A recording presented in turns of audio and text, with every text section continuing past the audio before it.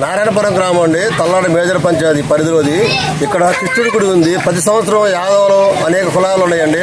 ఘనంగా సంవత్సరానికి 4-5 ప్రోగ్రాలు చేస్తారు.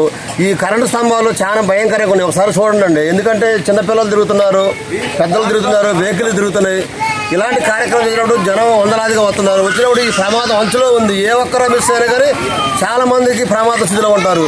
అందుకనే ఎమ్మటే కరెంటు వారు స్పందించి ఈ యొక్క ట్రాన్స్ఫారాన్ని తొందరగా మార్చే విధంగా చేయాలని కోరుకుంటున్నాం.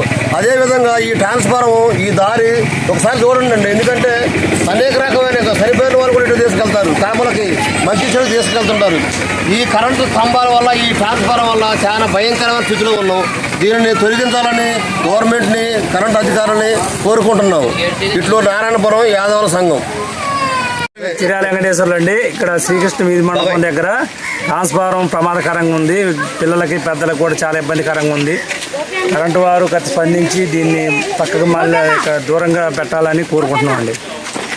నారాయణపురం శ్రీకృష్ణ వీధి మండపం నందు అనేకమైన పండుగల సందర్భంగా కార్యక్రమాలు నడుస్తున్నాయి.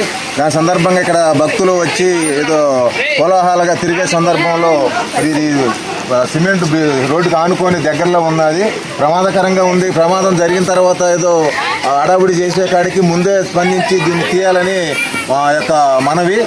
దీన్ని అధికారులు దృష్టికి తీసుకెళ్లాలని మేము అట్లా ఈ రకమైన ఆలోచనతోటి మరి దీన్ని చేయడం జరిగింది.